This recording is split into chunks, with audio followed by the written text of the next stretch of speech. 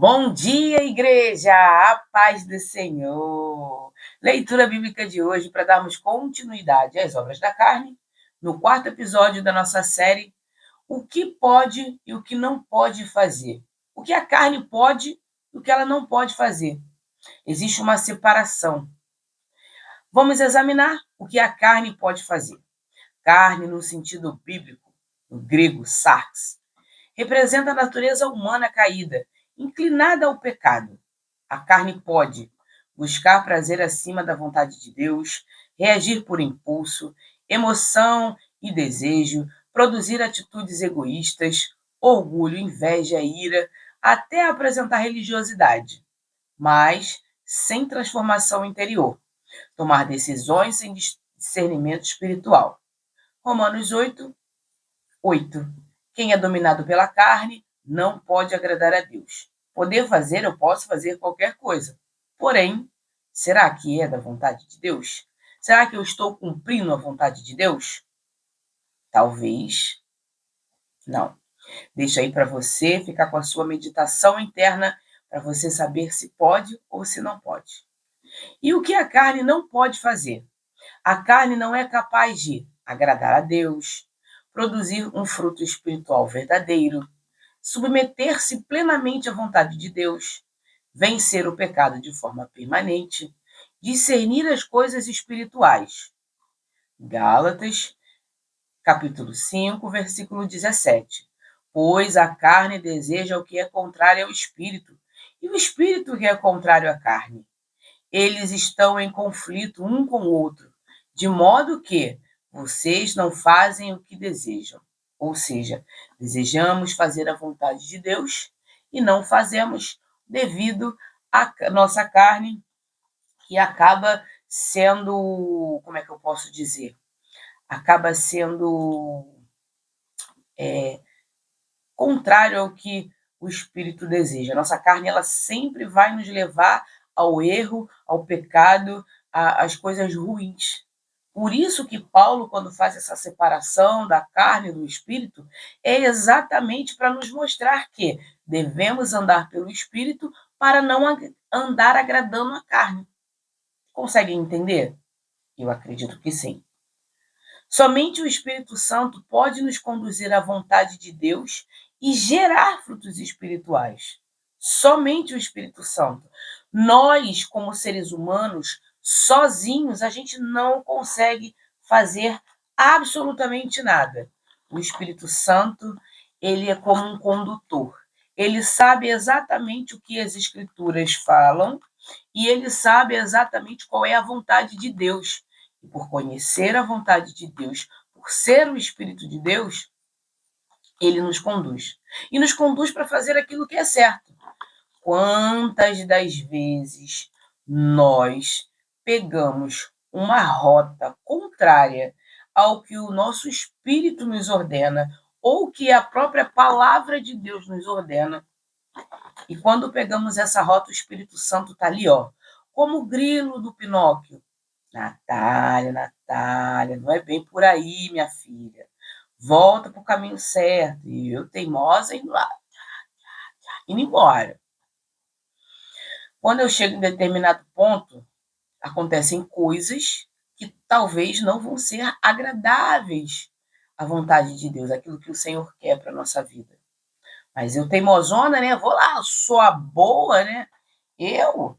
Nenhum pecado me pega, porque eu sou boa, porque eu sou filha do Senhor, o Senhor me livra. Sim, o Senhor te livra, mas Ele quer que você seja obediente. Antes do livramento, o Senhor quer a nossa obediência. Não adianta. Deus quer total obediência nossa. Nós, sendo obedientes a Deus, aí sim Ele nos livra. Porque tem situações que a gente acaba se enfiando em certos locais onde existem pessoas más, existem ambientes que não condizem com o nosso caráter. Mas é aquilo, a gente pode sair para não se contaminar, certo? Uma breve ilustração. Imagine sua vida como um carro. Quando a carne dirige, o destino é o prazer imediato, mas o fim é o acidente. Quando o Espírito Santo ele dirige, há disciplina, direção e segurança. Mesmo que o caminho seja mais estreito, quem segura o volante define o destino.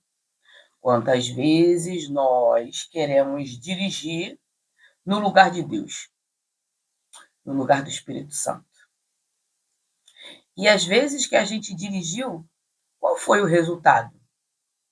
Eu tenho muitos resultados que não foram bons.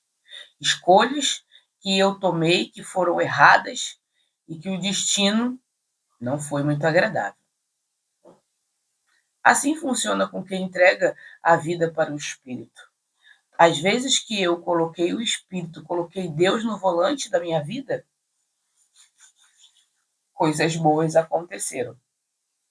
Porque eu me submeti à vontade de Deus. E é isso que Deus quer.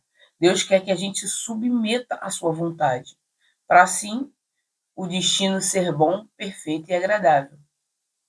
Porque essa é a vontade de Deus.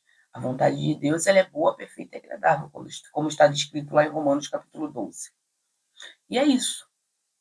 Versículos chaves. Romanos 8, versículo 8. Quem vive segundo a carne não pode agradar a Deus. Ou seja, viver pela carne é a forma da nossa retirada da presença de Deus. Deus ele não sai da nossa presença. Somos nós é que abandonamos a nossa fé e saímos da presença de Deus.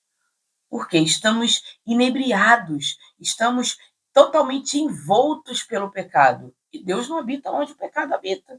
E é isso. E quando a gente agrada a nossa carne, a gente desagrada a Deus. Não que Deus ele vá nos abandonar, ele vá nos deixar de lado. Não. Mas nós é que saímos da presença dele. Porque a culpa do pecado, ela acaba com a nossa vida, de dentro para fora. O remorso de ter feito algo que não provinha do Senhor, nós sendo convertidos, servos de Jesus, acaba que a oposição lá de baixo fica assim, ó. Cometeu esse pecado, vamos lá. Vamos lá para a gente ver o que a gente pode fazer para destruir mais. Ele só está na parte rasa. Vamos afundar ele mais, deixar ele lá no fundo, mas lá embaixo mesmo, aonde ele não vai ter força para sair. É isso. Se no dia de hoje você está lutando contra a sua carne, contra as suas vontades, contra os seus desejos, mantenha-se firme para que você não caia e não perca a sua força. E peça ajuda, peça socorro. Lembra de Pedro? Quando Pedro foi chamado para andar sobre as águas, ele olhou para a tempestade e naufragou, afundou nas águas. E ele rapidamente raciocinou e lembrou quem era o mestre dele. E ele clamou a Jesus Cristo. E Jesus Cristo estendeu as suas mãos e retirou ele das águas. Jesus quer o nosso relacionamento. Mesmo que a gente não se mantenha em obediência, Jesus, ele quer que a gente clame por socorro, que a gente peça socorro, que a gente peça ajuda. Claro, eu não vou dar lugar para viver pecando, né? Paulo, ele fala muito bem isso aqui na Carta dos Gálatas. Na Carta dos Gálatas, Paulo, ele fala que a gente não, por causa da nossa liberdade, a gente não deve dar lugar para as obras da carne, para a nossa própria vontade, para a nossa própria concupiscência. Evangelho de João, capítulo 6, versículo 63. O Espírito dá vida. A carne não produz nada que se aproveite. Ódio, ira, dissensão, facção. Tudo isso, nada se aproveita. São sentimentos que geram ações ruins e egoístas. E nós devemos estar cientes de que essas obras que a carne produz não vão nos levar a lugar nenhum. Só vão nos levar à perdição, ao distanciamento de Deus. E é isso. Gálatas 5,17. Pois a carne deseja o que é contrário ao espírito, e o espírito o que é contrário à carne. Eles vão estar sempre em briga, em fight. Vão estar sempre. Vamos lembrar aqui de um imã. Um imã, quando a gente coloca as duas polaridades na posição certa, eles se unem. E quando a gente inverte, o que acontece com o imã? Você não consegue fazer com que ele se aproxime. É assim que funciona o espírito e a carne. O espírito é um imã e a carne é outro imã. E quando eles tentam se juntar, eles se afastam. É como se um expelisse o outro. Por isso que um não anda com o outro, não faz parte um do outro. Hebreus 11:6. Sem fé é impossível agradar a Deus. Nós, guiados pelo Espírito, vamos ter fé. Fé para vencer o extraordinário. Fé para vencer a nossa incapacidade humana. E fé principalmente para poder lutar contra as obras da carne. Porque o Senhor, ele é bom e nos ajuda. Ele não faz a retirada do pecado. Ele te dá condições para você se afastar dele. Mas a decisão não adianta, é sua. Você tem o livre-arbítrio. Você tem o direito de fazer as suas escolhas. Deus não impõe nada a ninguém. Trouxe aqui 2 exemplos bíblicos. Um de quem conseguiu vencer as obras da carne e outro de quem não conseguiu. Sansão, ele foi dominado pelos desejos. Nosso texto bíblico base está em Juízes 16, versículo 1 e Juízes 16, versículo 17, que diz assim: certa vez, Sansão foi a Gaza, viu ali uma prostituta e passou a noite com ela. E contou-lhe todo o segredo. Nunca se passou navalha em minha cabeça, disse ele, pois sou nazireu, separado para Deus desde o ventre da minha mãe, desde o ventre materno. Se minha cabeça fosse raspada, minha força me deixaria e eu ficaria fraco como qualquer outro homem. Aqui, nesse contexto, sabemos o que acontece com Sansão por causa do seu desejo, por ele ter se relacionado com uma mulher que não era separada, ou por ele ter um desejo que muitas das vezes não condiz com a nossa natureza, com aquilo que Deus nos chamou. Deus chamou ele para fazer um voto. Ele foi separado para ser de Deus. Ou seja, você é separado para ser de Deus. Aquilo que você faz e que remete ao pecado, às obras da carne, não condizem com aquela postura que Deus te chamou. Sansão foi escolhido por Deus e recebeu força sobrenatural. Porém, nunca dominou seus desejos. Confundiu unção com permissão. Achou que poderia brincar com o pecado sem consequências. A carne, ou os seus desejos, o levaram à perda da força, da visão e da liberdade. Lições que a gente pode aprender. Dons espirituais não substituem o caráter espiritual. Aquilo que Deus te deu de dom não substitui o caráter espiritual. Nossa carne sempre tende a querer o pecado, a querer o mal. Lembra lá de Gênesis capítulo 4, versículo 7, a conversa de Caim e de Deus? Deus pergunta a Caim aonde estava seu irmão. Caim, abusado, né? Nova criatura, não posso. Uma vontade de dar uns tapas nele para ele poder parar. Olha o que ele está falando, meu filho. Está pensando que está falando com quem? Mas Deus é muito bondoso com a gente. Deus é muito bondoso com a gente, que ele atura cada uma de nós. Eu, principalmente, eu sou debochada toda a vida. Tu já olha para mim, tá minha carinha lá no dicionário. Tá escrito lá deboche, vai estar minha carinha lá. E é sobre isso. Eu imagino Deus, cara. Deus é muito misericordioso com a gente. Principalmente comigo, que sou pecadora toda a vida.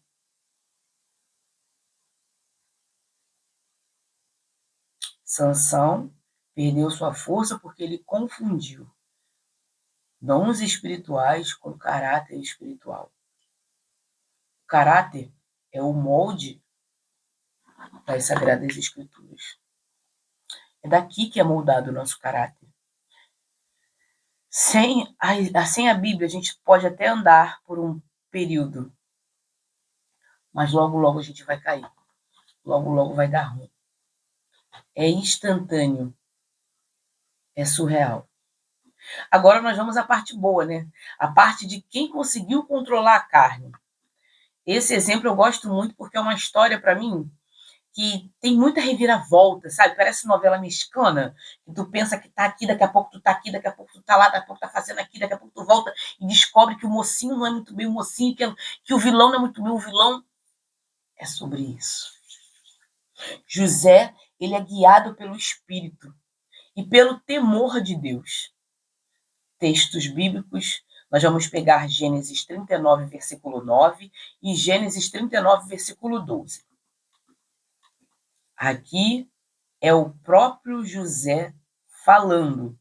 Como poderia eu cometer algo tão perverso e pecar contra Deus? Ou seja, intimidade. Ele sabia que o propósito dele ali naquele local não era com os homens, mas sim para fazer a vontade de Deus. Se você pegar a história de José, você pega o contexto de que José tem um sonho, conta para seus irmãos ficam com ciúme, com inveja, jogam José no buraco para ver se José vai morrer, depois pega, faz o que faz com José e vende ele para o Egito.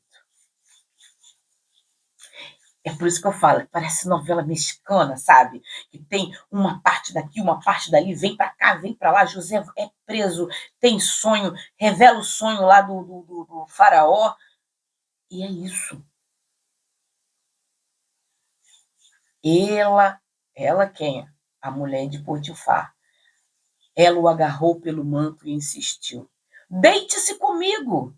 Mas ele fugiu, deixando o manto em sua mão e saiu correndo. Sem vergonha essa mulher de Potifar. Vou contar aqui. Será que tem mulher de Potifar aí na sua região? Comenta aí. Será que tem? Que fica tentando as pessoas, tentando o marido dos outros para poder se beneficiar? Será que tem? Deixa aí para você. Então, José, ele tinha tudo favorável para ele. Ele poderia pegar num momentinho ali, ó, escondidinho, vem cá, vamos ali, te dar uns beijos ali, ó. É hoje que eu pego essa delícia. Ele poderia fazer isso, mas ele se conteve e entendeu que se ele fizesse isso com a mulher do seu patrão, o que ia acontecer com ele? Primeiramente, era a separação de Deus. Isso aí a gente já vê no versículo 9, que ele diz que não quer pecar contra Deus, porque isso é algo perverso. Ou seja, ele tinha a consciência e o caráter espiritual para olhar para si e ver que aquilo ali não era bom para ele. E você, irmãozinho, você, irmãzinha, quem é a esposa do Potifar ou Potifar que está fazendo você pecar? Já excluiu? Já bloqueou? Já cortou contato? Eu costumo dizer para o meu esposo o seguinte: todo relacionamento ele começa de um oi, tudo bem? Todo. Sou eu que devo entender a intenção do outro. E se a intenção do outro não é a mesma que a sua, de fazer amizade, de ter uma amizade, de ter um relacionamento de amigos, ó, falar igual aqui no Rio, mete o pé, cai fora, vaza, ó, saída pela direita. Não dê lugar ao pecado. O pecado ele precisa ser retirado. Ele não precisa ser vivido. Precisamos sair pela tangente. Corre, vai embora. Não deixe que seus desejos influenciem quem você é em Deus e em Cristo Jesus. José sabia quem ele era e ele não deu lugar ao pecado. Se manteve fiel, se manteve firme. José era jovem e ele estava longe da sua família e com oportunidade de pecar. Mas ele não realizou o pecado. Ele preferiu perder a posição e não perder a comunhão com Deus.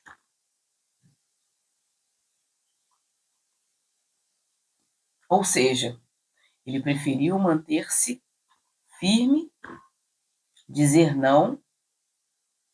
Aí a gente olha tudo o que aconteceu em volta dele e a gente vê que até o que vem para ser ruim acaba sendo bom. Porque se a gente olhar a história de José, ele ali foi condenado pela mulher, a mulher chegou no marido dela e falou, ó, teu servo foi lá e ó, tentou abusar de mim. O que veio para ser ruim, lá na frente se tornou bom. Por quê? A gente pensa que, eu estou passando por tal tribulação, eu estou passando por tal situação, eu nunca vou conseguir sair. José ali, ele foi mandado para a prisão, ficou lá na prisão, mas Deus não tinha, como é que eu posso dizer? Deus não tinha esquecido dele. Lá na prisão, o próprio texto ele fala, Deus era com José em tudo que ele fazia. Aonde José botava a mão, prosperava. Aonde você está, que parece ser algo ruim, que parece que você está com pessoas ruins à sua volta, acalme-se, acalme-se, porque Deus está contigo. Não se esqueça disso. É Deus quem está com você. E por Deus estar com você, você vai prosperar. Mas para isso, precisa manter a calma. Precisa se manter firme para que você não caia. A lição, muitas das vezes, não é para o outro, mas sim para nós. Então, ao invés de eu perguntar, ai, Senhor, por que eu estou passando por isso? Por que, Pai, que eu estou sofrendo? Minha vida está uma porcaria. Tal pessoa está implicando comigo. Eu não aguento mais. Qual é a nossa postura? Busca entender o para quê. Senhor, para que essas pessoas estão me provocando? Para que essas pessoas estão fazendo mal para mim? Logo eu, tua serva, para quê? E Deus, ele vai te mostrar o para que isso está acontecendo. Porque muitas das vezes não é para mudar o outro apenas, mas para o outro ver quem você é em Deus. Aqui, José mostrou quem era Deus na vida dele. Quem Deus era na vida dele. E ele se manteve firme. E você? Mantenha-se firme. Não deixe que nada nem ninguém afaste a promessa de Deus que ele tem para a sua vida. Certo? Mesmo indo para a prisão, Deus o exaltou no tempo todo. O tempo todo Deus estava ali com ele. Lição: quem foge do pecado, Deus honra. Vou até repetir. Quem foge do pecado, Deus honra. Sua vida, meu irmão, vai ser honrada porque você fugiu do pecado, porque você resistiu àquelas pessoas que te tentaram, porque você resistiu àquela mulher que se apresentou como um banquete maravilhoso, mas que no fim ia destruir a sua família. Para você, mulher, que aquele varão lá se apresentou como um banquete de Deus, mas no final ia levar a sua morte espiritual ou a separação da sua família. Mantenha-se firme, fiel a Deus. Não dê lugar ao pecado. honre o nome de Deus com suas atitudes, com suas palavras, com seus gestos. E é isso. A carne, ela é limitada, egoísta e incapaz de produzir frutos espirituais. Apenas o Espírito Santo ele pode nos conduzir à vontade de Deus.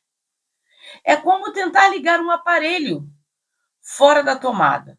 Ele até parece útil, mas não funciona. A carne nunca nos levará a agradar a Deus ou viver o propósito cristão.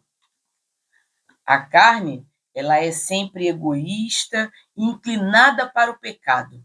Ela não produz frutos espirituais. Sansão cedeu à carne e colheu destruição. José resistiu à carne e colheu honra. O Espírito Santo é o único capaz de nos conduzir à vontade de Deus. Gálatas 5,16. Por isso vos digo, vivam pelo Espírito e de modo nenhum satisfarão os desejos da sua carne.